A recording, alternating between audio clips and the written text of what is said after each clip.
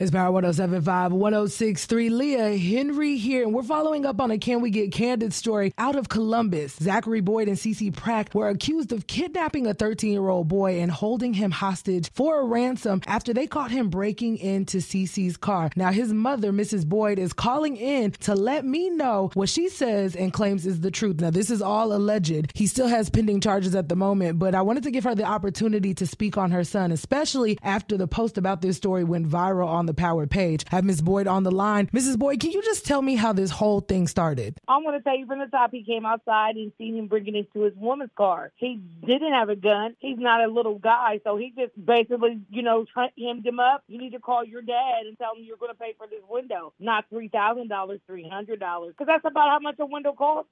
Dad says, don't worry about it. I'm definitely coming. Boy was not beat up, and he's thinking that the boy is coming to get his kid out of trouble, which there was another car he had broke into in the front office earlier that day, and then came to do hers, and thinking that just how it used to be. Oh, the dad's on his way. Brought the police. And then my son was in jail for about a month. He got out yesterday on a very high bond and now has to go back to court for all this stuff, all these allegations that are not true. Social media. Now, what's so crazy is they left the crime scene car, which it was hers that they broke, but took my son's car who had nothing to do with it. They left the Kia, the one that got broken into. They raided their whole house. I mean, they tore it up. When I got there, my son was just leaving in the police car. So I had to try to get their house back together. Court went over to the office, told them what happened. They had a 3-day notice to leave, so they lost their place. He comes home. Mom's where's he calls me, Mom, where's my car? I said, they're taking your car, but left the one that's allegedly to this thing.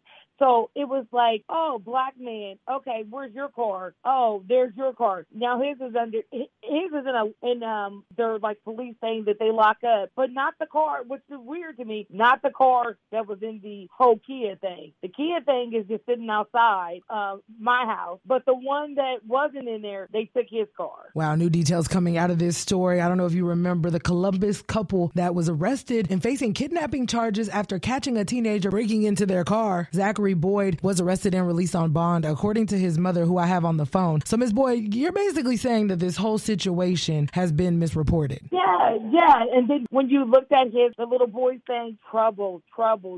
And the first thing the dad said is, I just don't want him in trouble. I'll come and do the $300 for the window, and brings the police. Oh, they beat me up. They put a gun on me. Where's the gun? No gun. Wow. Beat up, no bruises. So he was just thinking, like, the dad's going to come and pay for the car. It's going to be over, because the dad was like, that's how he's saying. I just have to run to the bank, get the $300. We'll pay for the window. No worries. And we're sick of people messing with our stuff. People work. If my son wasn't in a small apartment, those apartments cost money. They both have a pretty decent income. So two people really got in trouble. No, they didn't make the right choice to just call the police. But they're 20 and 21 themselves. So you got to look at a perspective of a 20 and 21-year-old. He's a very big boy himself. He didn't know he was 13 years old. He was just as big as my son. I'm on the phone right now with Zachary Boyd's mother. He was arrested a month ago for alleged kidnapping charges after he was accused of holding a 13-year-old ransom after they caught him breaking into his car. His mother is saying that the media has not told the story correctly. You know, Ms. Boyd, this has been a viral story. People have been talking about this everywhere. It went viral on the Power social media. But I want to know for you, if you could turn back the hands of time and give your son any advice, what would that be? I definitely would tell my son to call the police next time, because what they're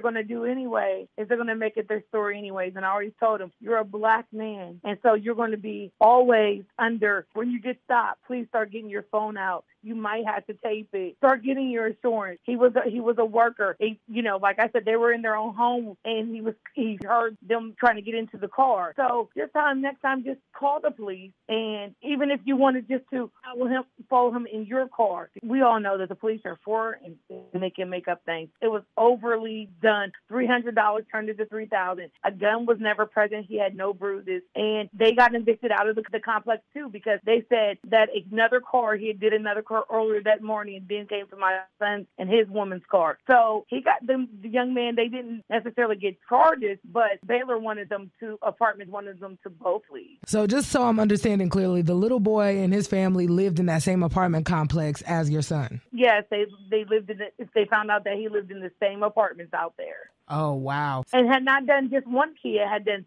several kids out there they found out and has been in trouble with the law. And my son and his girlfriend has never been in trouble with the law. But did they do something wrong? Yes, they did. They didn't call the police. Did the police, I feel like, do something wrong? They took the car. The kid's been out here since they've been in jail. They took my son's car so he can come out with no car. And he had a brand new 2019 Nissan Rogue. So it's just like, why isn't the in coverage of the police pound? Why isn't the Kia, but why is my son's Nissan in? Where's the gun at? Where did 300 come to 3,000? 300 sounds like a window. 3,000 sounds like a play. So just be careful, and it's sad that in America, we don't really want to call the police. And that's so sad.